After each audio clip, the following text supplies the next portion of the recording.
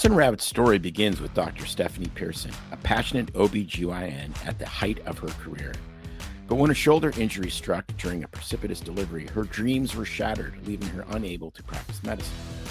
Determined to make a difference, Stephanie became an advocate for her peers, guiding them through the complex disability process. Alongside insurance expert Scott Ravitz, Stephanie founded Pearson Ravitz, a company determined to approach insurance differently. Together, they set their mission to educate and empower physicians to protect their most valuable asset, their income, and the most important people in their life, their family. Today, Pearson Ravitz serves the medical community in all 50 states. At Pearson Ravitz, they understand the unique concerns of physicians. Physician-founded and physician-focused, Pearson Ravitz builds human connections before they create quotes. Life can change in an instant. It's hard to imagine that a sudden illness or injury could leave you and your family in a devastating financial situation.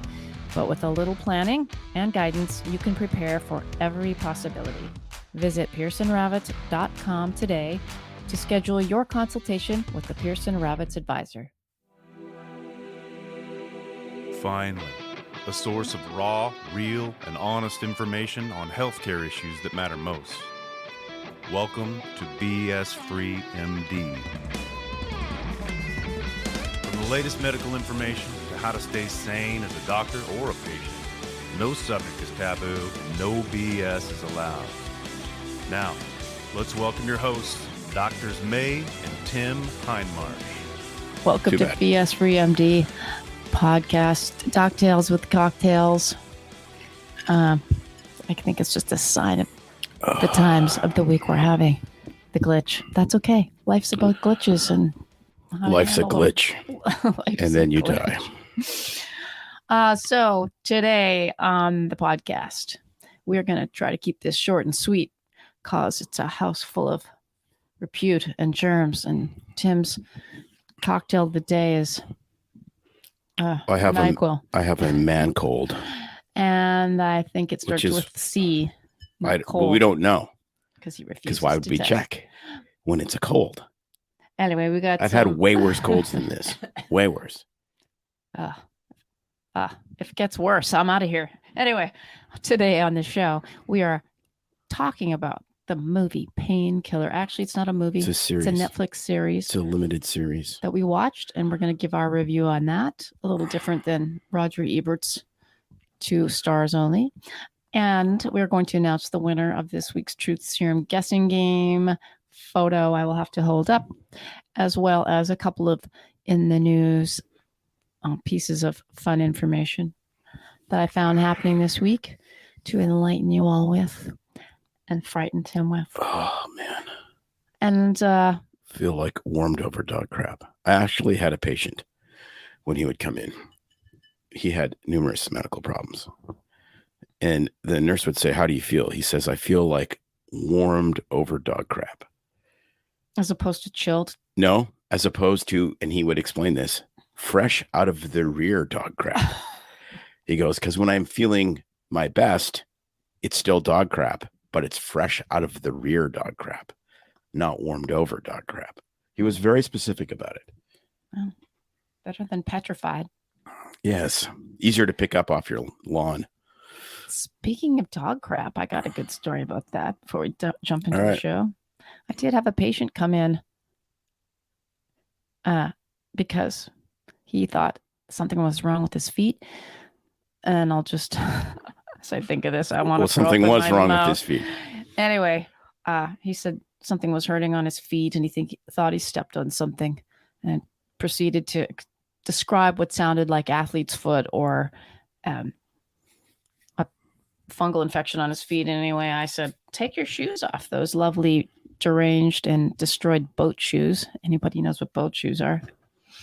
And let me have a look. He had no socks on, pulls the shoe off, and the room was filled with fresh out of the rear smell dog crap, because the inside of his arches, as well as his shoes, was filled with dog crap. Upon looking at that disaster and saying, "Oh my," as I held a sheet of crappy towel over my face. What are those brown paper towels you have? I almost threw up. He was aghast and said, "Oh, yes, I just went to feed the dogs and put them away before I came to the doctor's office. I didn't realize I had stepped in all of that." Maybe clear out the dog pen. Or better yet, maybe it was the front yard. Don't have dogs. It was the front yard. And then I just loved to terrorize the rest of the office staff. that reminds me. Have them guessing what smelled down the hallway. And we had to shut the room down for the rest of the day. And it is a medical story. And I'm sorry I don't have any visual aids today because I spent the entire day, trying to recover from whatever man cold I have. And B, I had to drive up to Portland and buy a car because our other car got demolished when somebody smashed into it head on. I think we did anyway. Anyway, so like whatever. But the new car's great. I'm super happy. It was a great buying experience. Anyone in the Portland area, Gladstone, Mitsubishi, go get tested for COVID. Sent. They treated me very well. But of course I didn't buy a Mitsubishi, but man, they had a couple of Corvettes there too that I really wanted. I almost left with 2 cars. And you would come back to no wife. Oh, you brought the Cadillac and the Corvette. Yes. I would have been driving away in one. In one of the vehicles. Probably the one I wanted the most, which is, unfortunate. But anyways. And to quote Arnie, hasta la vista.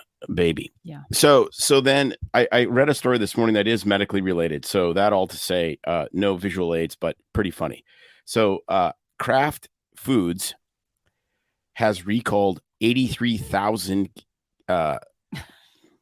packets of American cheese because the folder of said cheese slice, like the little cellophane thing that toxic plastic, the plastic that goes onto the cheese so that you can, unwrap it and put it on there, rendering the cheese available for use after an atomic weapons attack because it never goes bad. Anyways, they recalled these. Interestingly, the ones fresh off the batch don't expire till the end of January because these are the ones they recalled because a piece of the plastic cellophane film is torn from the machine. So when you put it on your sandwich, you can't see that there's still a little piece of plastic on. You think you've peeled it off and then you eat it. And I quote, it causes a gagging and choking hazard. Well, they made a little Polly Pocket cutout, didn't they? And I'm like they have their own little Kraft cheese. And then I'm thinking to myself, isn't every single thing you put in your mouth potentially a gagging and choking hazard? No. How do you choke if you're not eating?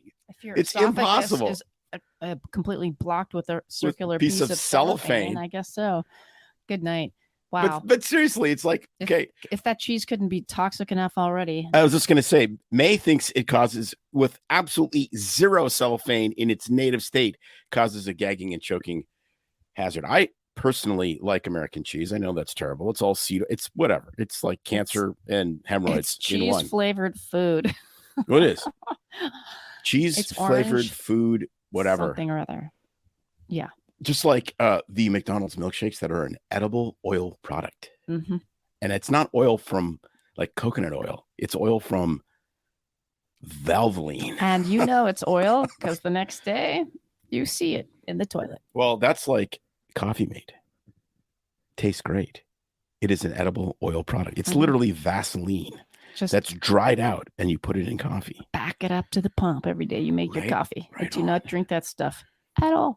Choking and gagging hazard. I just love saying that. There's something about that that's just really funny.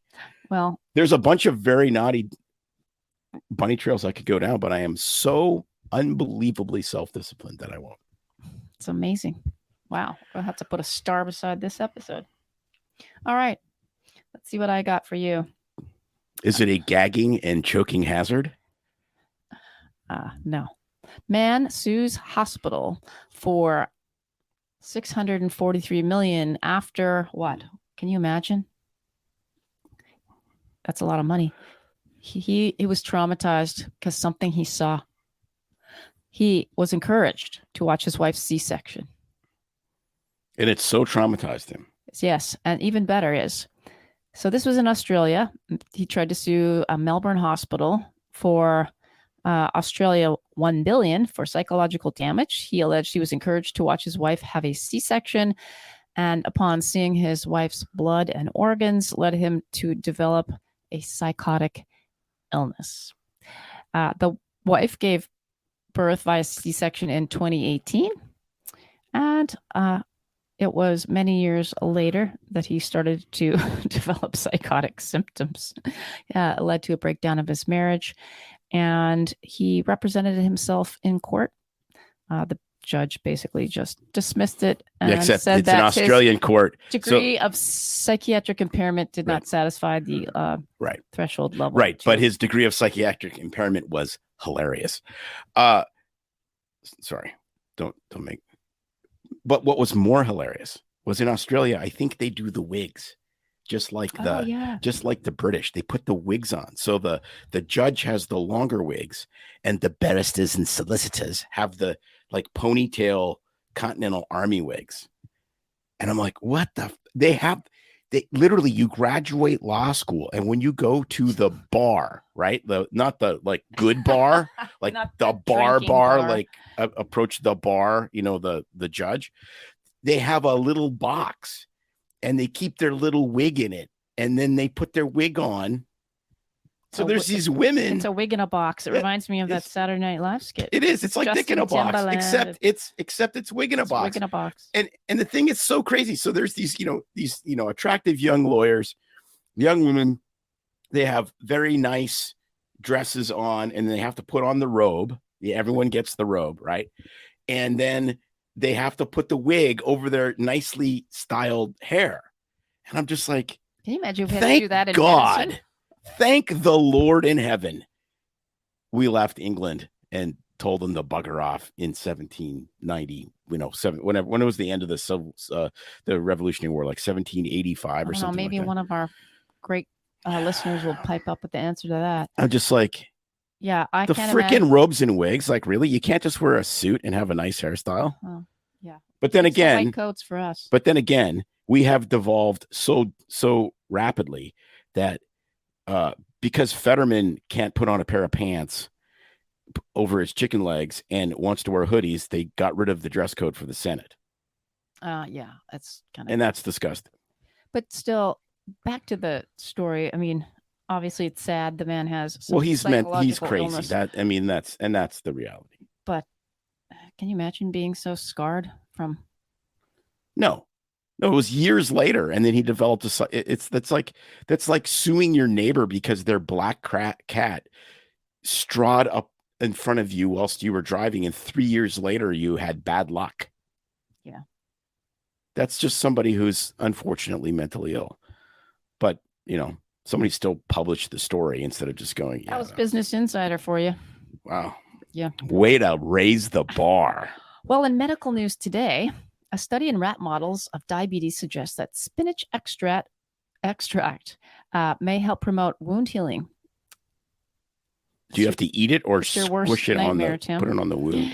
So basically what they do is they take the spinach extract, and they're still studying this. They put it in saline or alcohol extract, and they're feeding it to rats.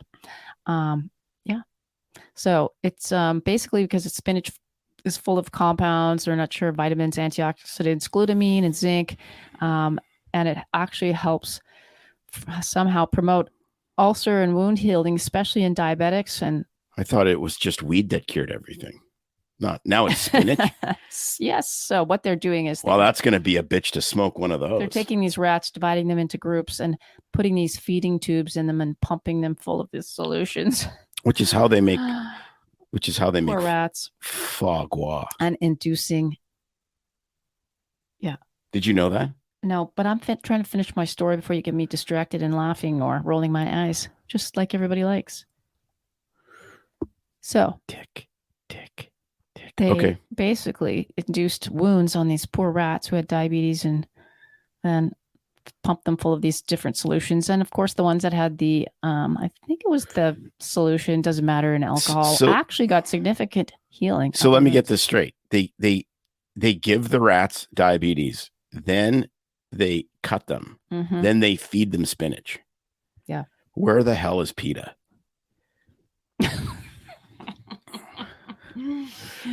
It's not I'm just thinking one this is torture. just your worst nightmare. It's that 3 actually levels of spinach is torture. useful. It's like we're going to make you so fat and so insulin resistant as a little rat that you become diabetic. Then we're going to cut you. We're going to bring in Bryan Adams, cuts like a knife, and then we're going to feed you spinach extract and hope to God there's enough ethanol in the spinach extract that the rat can forget his troubles. Yeah. Anyway, I found that one today. Just wow. By happenstance. Thought that one's a mind blower. Yeah. Anyway, I'll keep an eye on that. But I guess it's that glutamine that's supposed to be helping the healing. Anyway. Yeah, we'll see. Initial rat studies. If that was the COVID, if that was the Bovid Maxine, who I went to high school with, Bovid Maxine, or Maxine Bovid, as she would like to be called, we'd already be doing it. What could possibly go wrong with spinach extract? Nothing, of course. Yeah. Probably way safer than actually an experimental agent of a novel technology that's never been used really in human studies. We're going to inject you with salad and alcohol. In other words, got anything else to say about it? Arby's. All right. Moving along. Our truth serum of the week came out, and if you read it, it was actually a really great piece written by Tim. You probably could tell he's doing some really great writing, probably better than mine. I don't know about that. There, Tim. And we posted on our social media a photo of our fine young progeny.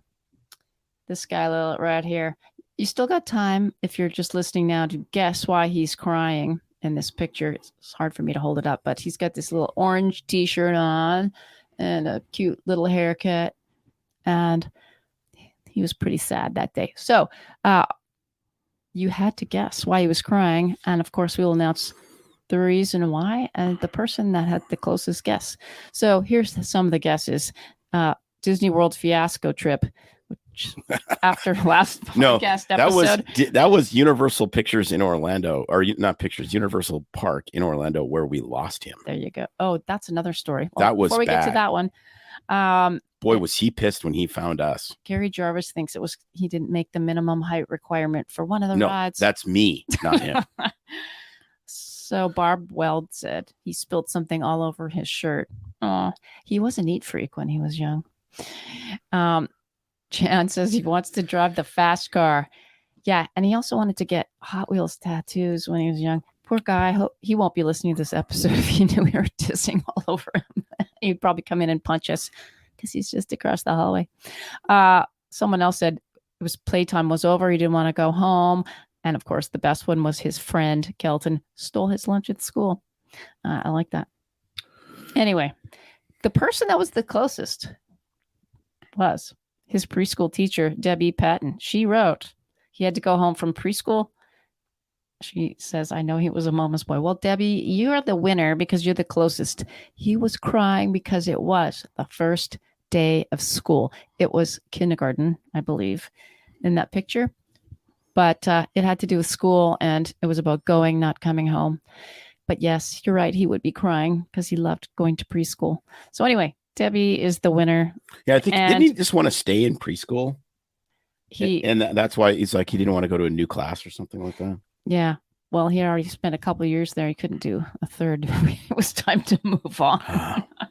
He also wanted to stay. No, he wanted to stay when we dropped off his sister. He wanted just to stay and play.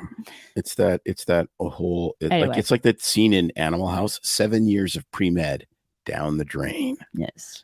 There you go. 2 years of preschool was, I think, good for him and some boys who just need a little growing up. Apparently I don't know. We started young. So anyway, apparently that's sign up for our newsletter, Truth Serum Online. Go to our website, bs3md.com. Scroll to the bottom. You can sign up, and we send out newsletters weekly. And we have some deep cognitive thoughts that we pen, as well as some fun past photos that kind of pertain to the thought of the day. So it's a little bit more insight into our life. And then we decided to put a pic up there and have you guys comment on it to make it a little more interesting. So, all right. Okay. Moving along. I think we're going to try to do the little quiz every week because it's fun. It is fun. And it can get super random, which is even more fun. Yeah. People like to answer. So we're going to talk about Painkiller. Oh, I thought you were going to talk about your drink of the week, your Painkiller of the week. All right. Tim is sponsored tonight by, he's sponsoring Dayquil and NyQuil, actually. Yeah. Vapo Cool. Orange and blue. What team is orange and blue, Tim? I don't know. You don't know what team? Team Mancold. What sports team is orange and blue? Orange and teal. So, which would be the Miami Dolphins. What color it is when you mix it all together? No, that's when you add vodka to Red Bull. I'm trying to get every single drug I possibly can. Any drug that works right now, honestly. That's really good health advice. I'm not giving health advice. I don't practice medicine on the internet.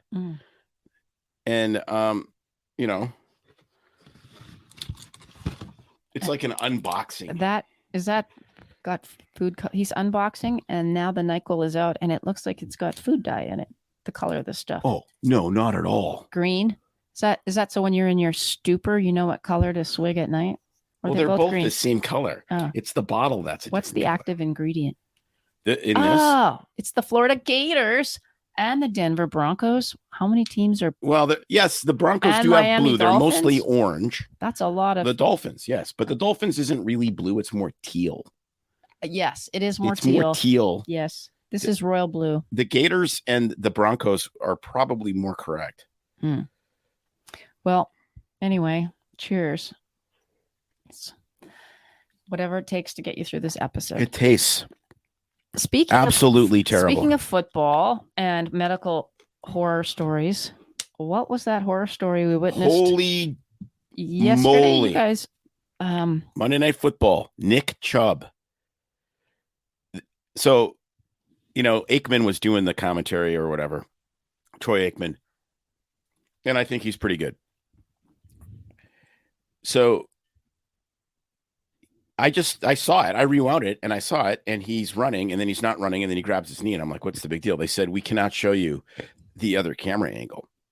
And then they showed it live to the entire audience in the stands, but not on TV. And all you heard was, oh. So my son found it on Instagram today, of course. His knee bent exactly 90 degrees the opposite direction it's supposed to bend. It was disgusting. It was. I watched it. It was actually a choking and gagging hazard. And yes, I had the same reaction, and I thought, he fractured his femur and his tibia and tore his every ligament and muscle in his knee. It just bent. Well, those injuries can actually depend. I mean, in this situation, he'll be fine. Plus, he's young. Yeah. But those are injuries where you have that in the field. In other words, like you're hiking, you're out in the woods or whatever, you can lose your lower leg. Yeah. Vascular injury, man. Because you get a vascular injury of your popliteal artery. Yes, and you are, as we like to say in medicine, screwed, blued, and tattooed. Mm-hmm. And you have a dead foot and lower leg. And then you're a pirate. Yeah, that was horrific. You can play in Pittsburgh. I had an ACL injury on the football field myself. Your eyes roll, but it's true. That's a truth. That's no BS here. Just watching women's flag football. Yeah, gone rogue. Anyway, watching that bend back. If you would have been playing that now, though, with the women that you were playing against, virtually 100% of them would not identify as women, correct? Correct. It would have been men versus women, and therefore they wouldn't be allowed to play. Would have been. Or maybe they would. I don't know. A lot of tranny fluid out there. Let me just put it that way. And this is the same color as tranny fluid, by the way. So that was a pretty horrible injury. Obviously, everybody hopes and prays that he does okay, but that's probably a career-ending injury. I don't know. You don't think so? I don't know. How old is he? There's a running back. They're all under 30 because at 30 they're like 400 in everyone else's years. Running back years are different. They're like dog years. Actually, they're not. They're like goldfish years. You get into the league. because they take so many hits, right? So these kids are playing. Goldfish live forever. Okay, well then, Look it up. whatever. They probably Great outlive Dane you. years. Great Danes live like 7 years. So running backs don't last long because running backs, especially if they're good and they're going to make it to the NFL, they're going to usually play on college teams where they're getting 20 plus carries a game. So they're getting hit at least 20 times, like hard. And that same goes for high school. So by the time they make it to the pros and they're 23 or 24 years old, they have a lot of mileage from pounding. So they usually don't last much past 30. Usually 30 is sort of the expiration date. Whereas for quarterbacks, a lot of quarterbacks don't understand the game enough and the speed to be really, really good until they're close to 30. It's unusual to be like Joe Burrow, who's on my team, who's really young, and they just paid him $1 gazillion, and now he completely sucks ass. Thank you, Joe, for screwing my team up. But enjoy your $40 million a year. Send you your welcome card. Well, he should send all of the people that have them on their fantasy team money for sucking so bad and being so rich. Have you heard of hyperbaric therapy? If you want better circulation, oxygenation, or respiration, Turn up the volume. Everyone appreciates the increased energy and clarity. Athletes say goodbye to those PRs because you're going to blast So them. how's it work? We load your body with oxygen. That means Less inflammation, fewer allergies, faster healing, and more. Come see us, 1200 Executive Parkway. You know, the Upside Down building. Call us 541-636-3278. That's 541-636-3278. We have some incredible deals. Heal, build, and thrive With New Leaf Hyperbarics. Got air? Anyway, I was wrong. Goldfish only live 10 to 15 years. There you go. That's long though. Holy for a pet like that. Like it's not like a Labrador. I mean, if you get 12 years out of a lab, If you feed them cake like my dad did, then they live. die. They live Or 6 minutes. the neighbor kid dumped soap in another batch we had. So Dead. Yeah, just to see what in the water. Anyway, just to see what would happen. let's talk about the movie. I should say series. To me, it was like a movie, but Painkiller. Speaking of Painkiller, Painkiller, this Netflix series, 6 episodes, I believe. yes, Starring Matthew Broderick and Bueller. yes. Anyway, As who does he play? He plays Richard Sackler. Who are the Sacklers? The Sacklers were the family that owned Purdue Pharma. Purdue Pharma was very famous because they came up with the drug called MS-Contin. MS-Contin was a really good drug. It was used almost exclusively or exclusively in cancer patients. So in terminal end-of-life care, you could give a patient MS-Contin. They had long-acting morphine, which is great. Morphine is probably the only narcotic that needs to exist in the history of mankind. But that's another whole rabbit trail. So they came up with MS-Contin. They were basically a one-trick pony, and they needed a new drug. So OxyContin or oxycodone is an ancient drug. It came on the scene, I think, in like 1910, 20, something like that, maybe even earlier than that. Because morphine was 1850, heroin was 1900, oxy was shortly after that, where we continued to have derivatives of opium from the opium poppy. Okay, so what they did is they said, well, what if we take oxycodone, which is this really potent narcotic, and we make it long acting like MS-Contin, and we make it OxyContin. Mm-hmm. So instead of MS, morphine long acting, we're going to make it oxy long acting. And what they did, which is brilliant and ridiculous at the same time, is they painted a varnish on the outside of the pills of oxycodone that slowed how quickly it dissolved over time in your stomach and in your intestinal tract, and it prolonged the action of the drug. Well, it took about 15 minutes for drug addicts to recognize that this is an exact quote from a couple of patients that I had seen. I asked them, I said, what's the deal with this oxy stuff? They said, all you have to do is lick the varnish off until you get to the pill. And then you can crush it, you can snort it, or you can shoot it, or you can eat it. And I guarantee you that shit will get you high. That was the exact quote. So it was just varnish that prolonged the digestion of the medication. And then what they did, which goes into tremendous detail and is really, I think, very well done. And I think from what I've seen, fairly accurate. Why that? Is they lobbied the living hell out of the FDA. And they basically, I forget the guy's name at the FDA that they essentially coerced through all sorts of different techniques of manipulation. And he kept denying the approval of OxyContin. And then he finally approved it. And he also approved the language that they wanted, which said that long-acting opiates may reduce dependency risk. Mm-hmm. So they had no evidence that it decreased dependency risk, but that became absolute dogma. And May and I were totally part of this.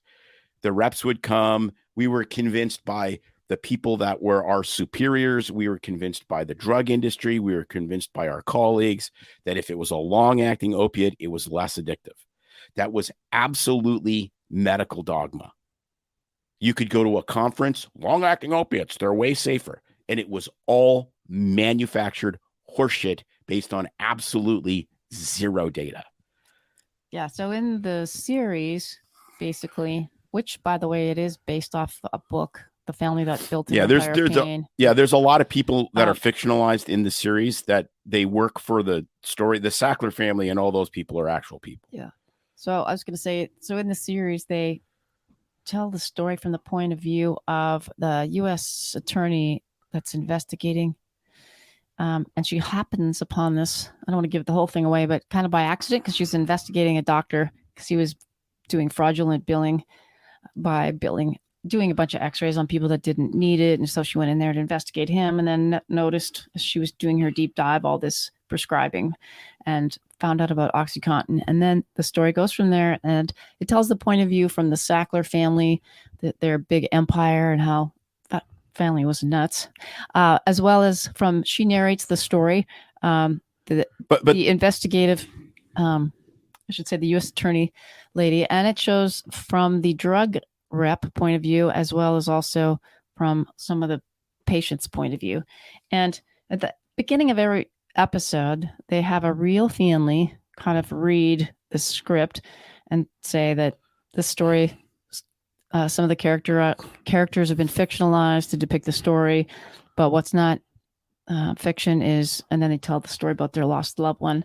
So they put that kind of emotional. It was absolutely effective. Yeah. It was very effective. And then so it gets narrated, and you get the point of view from inside pharma, the U.S.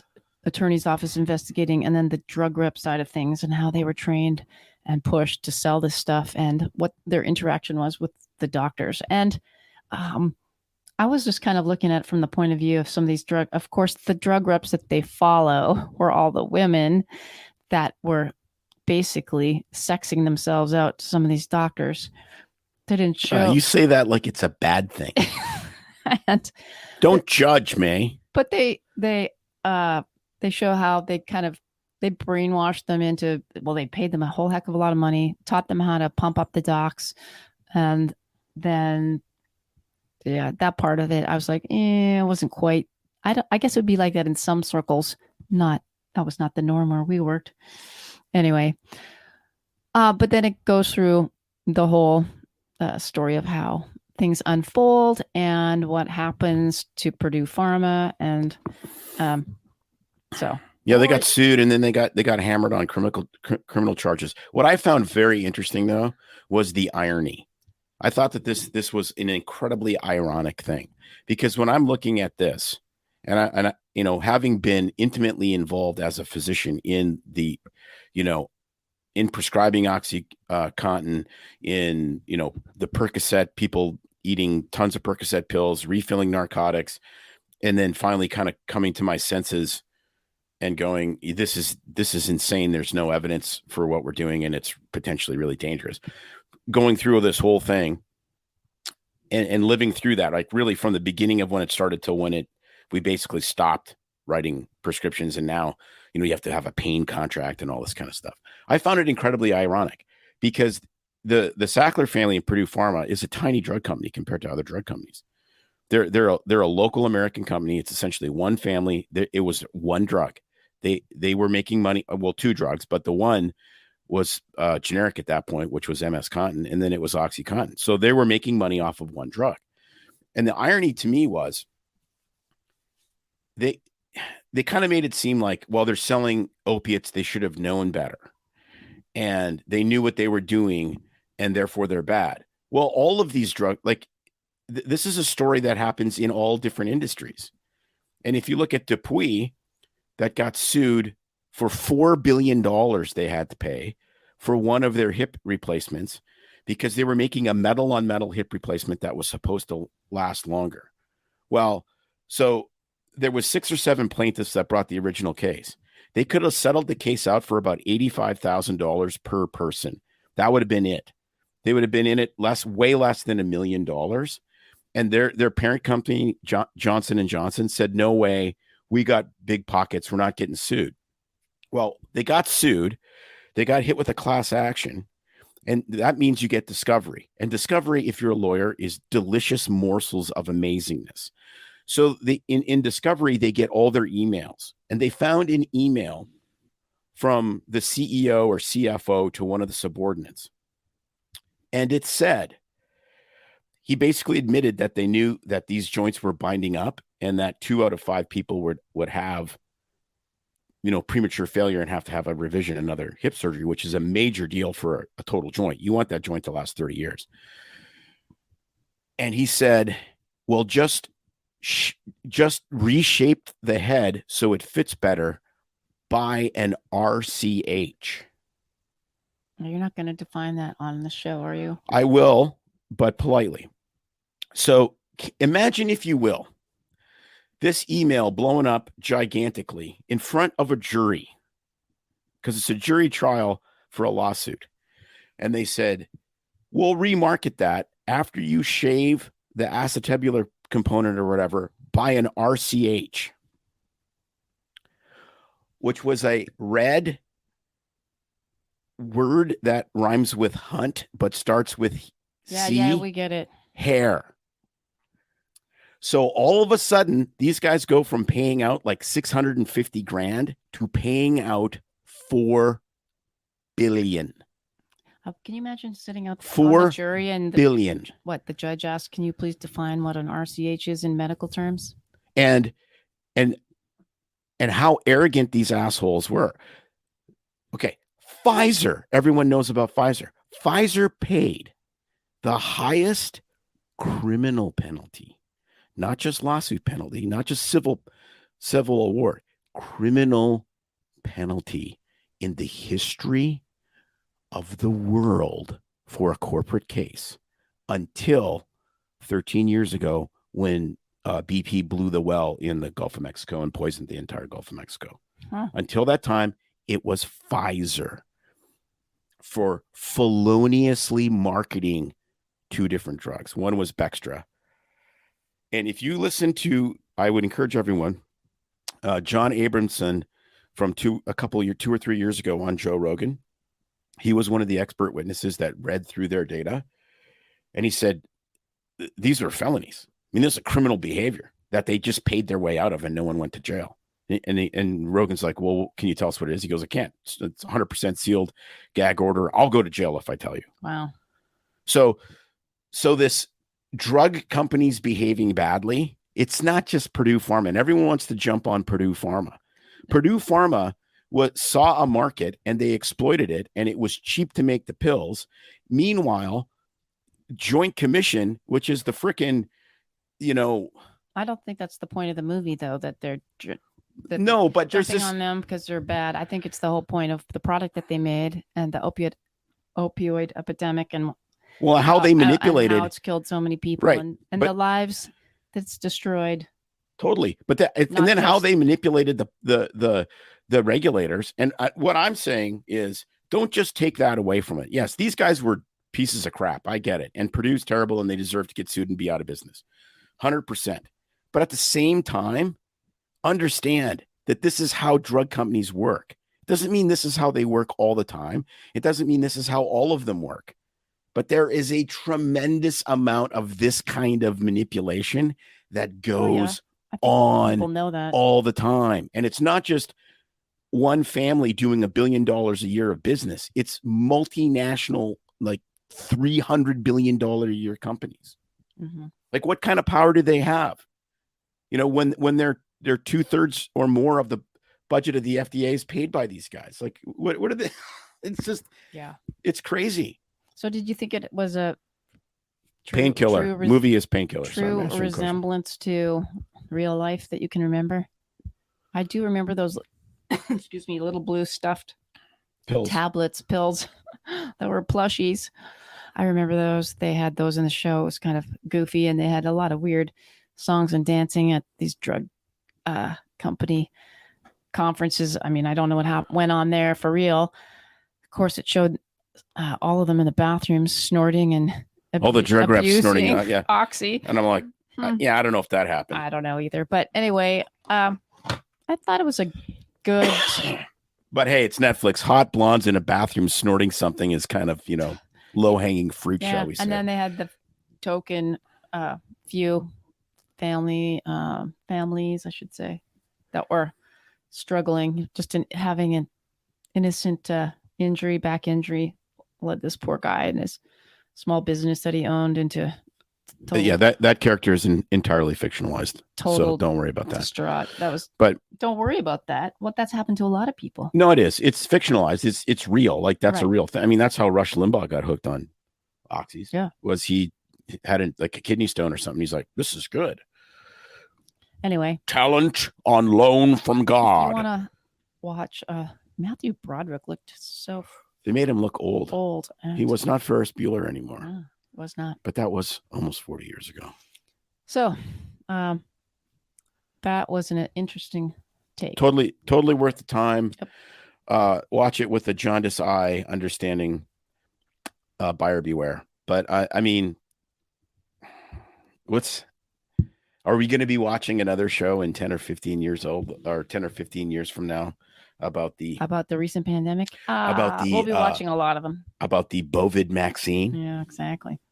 All right, what's coming out this week on the podcast? Tomorrow's episode dropping Thursday is our previous coach, Coach K. Christina Williams is our guest, and she talks to us about fitness, her background, and life growing up as an athlete and into the coaching world, as well as doing fitness coaching online. And now she has her own podcast, and she's an amazing motivator. And I love her podcast because she's unusual because she's actually really good at podcasting, and she's a great coach, and she's coached both May and I. Yeah. But there's a lot of people that May was rummaging through a lot of medical podcasts today, and she goes, "These guys suck." There are a lot of terrible, which is good for us. Keep sucking, you guys. Yes. So, so she's on the show tomorrow, and we talk about some challenges with coaching people through their struggles, how people can kind of overcome things from no motivation to just putting in the work, and various other roadblocks, and the psychology of sport. So that's a good episode. We have a truth bomb that came out today. I want to share what that was about. About family. Yeah. We talked about family. Family was supposed to be called family planning, but it's basically how things change as your family changes, moves, goes across the country or different parts of the world. You think you might be living with your core family, and that changes. So basically it's how to deal with the new normal and not having your family around, or I guess having them around like at Thanksgiving when you don't want them to be. I should have, I just can't lose the thinking of going and being the lawyer. You're going to start a new career on us? Well, maybe I should have been a trial lawyer. I'm just like, and for the jury, sir, this is your email. Is that correct? Yes. Could you explain to us, please, what RCH is? And is it a gagging and choking hazard? Please speak up. None of that goes together. Tell me, Your please. brain is mashing the whole podcast I'm into a one. victim of NyQuil. I think it's the food dye got to your Food- brain. It's no, but seriously, like I can't imagine. Like you're going through Discovery and you find this stuff, and you're like the archaeologist that just found like Arthropithecus face or whatever, and you're like, whoa, this is crazy. And then you get this in these emails, and you go, okay, I am going to pull the pin on this grenade. Bingo. But I'm going to be really, really subtle about it. I can't imagine how I wouldn't be able to sleep. I'd be so excited. Study that in your spare. Study law in your spare time. Don't quit your day job. And that's all I have to say. Well, this is going to be a short and sweet episode since my eyes are starting to itch and burn, and I think I need to go get my cold eased because toxic man here is probably infecting me as well as the rest of the house. So Timmy Toxic, that was my name when I was in a punk band in 1978. Oh. We hope you enjoyed this brief and short episode. Check out our podcast online for all the good episodes. And actually, scrolling way back, we did a bunch on the opioid crisis and the opioid epidemic, and I would like to actually have our Desiree replay the couple of those, especially Fentanyl Inc., that With story Ben with Westhoff. Ben Westhoff about how he actually infiltrated a drug lab in Wuhan. Was it Wuhan? Well, that's all out of Wuhan. Yeah, it was. It was just All of amazing, China's nail-biting pharma. story that he tells. So that's a good one. Yeah, when the guy Dial way takes back. him out to dinner, he's like, "Do you want to go out to dinner?" And he's like, "I don't know." He goes, "Yeah, I'll take you out to dinner." And he takes him to McDonald's. Boo. And you know what? It tastes just as crappy in Wuhan as it does. It's actually worse. it does in St. Louis. I've had McDonald's Well, overseas, and I have and too. it's horrible. Well, yeah, but you have to But you should order. get rice, no fries. You have to order. You have to order the American stuff because then it kind of tastes the same. Because they have like it's like, okay, I'll have a Big Mac, I'll have a large fries, There's no and fries. I'll have pig feet. There's no fries. Can I have the pig feet fried or the like? Literally, it's like that. They add this random stuff. Oh, ball of rice. Yeah, like in Bangkok, right? You know, it's just like random. I don't know, like what's that? I don't know. It's in McDonald's. Anyway, all right. So, we have a few questions, and they're popping up quickly, so I'm having trouble. Someone wanted to know something about alpha-1 antitrypsin deficiency. Have we heard of it? Oh yeah. We have. I guess that's really all I can really expand on this show, but we do appreciate your comments. Probably easier if you want to just shoot us an email, and that. Well, we could tell people what it is. I mean, it's a deficiency of a certain enzyme, I guess it is. Yes, and an so enzyme. so it ends up giving people premature COPD that don't smoke. Yep. I mean, you can have really old person lungs younger because you don't have this enzyme that Correct. allows the trypsin to keep your lungs nice and flexible and healthy. Perfect. There you go. There you go. That's what it is. So it's nothing I want to get. No, because then your voice would be even deeper, Wouldn't that be great? or it'd be like this all the Yes. Oh, wow. Then I can start my FM all night. FM. time. You could. All right, everybody. 3 packs, Tim's. two pots of coffee, 3 packs of smokes, and nothing but Steely Dan all night. Yes. And with that, it's time to cut Tim off. We will see you here next week. I think will be our last podcast on Doctales for a while next week as we make our way across the country. So see you next time. Check out the podcast on Spotify or Apple, and we appreciate you guys. Bye-bye. Now, a final word from our sponsor.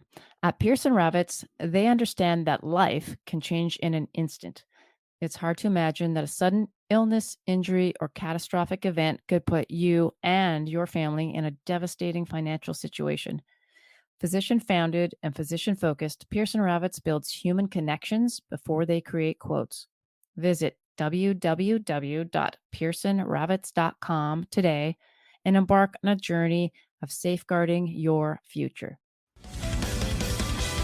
It's no secret that medicine is a bit, uptight. That's why Tim and I created BS Free MD, to mix things up a little and have fun in the process. Besides, we are having these exact same discussions all the time, so we thought we might as well invite everyone to the party. If you really like us, you can get plenty more and maybe see one of Tim's cool tattoos on our Instagram or Facebook pages at BS Free MD. See you next time.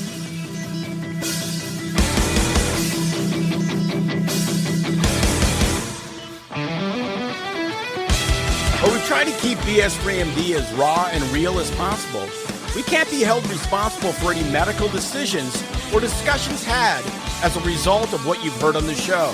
We know, bummer. But the truth is, we really do care about your questions. So feel free to reach out to us by email at doc@bsfreemd.com.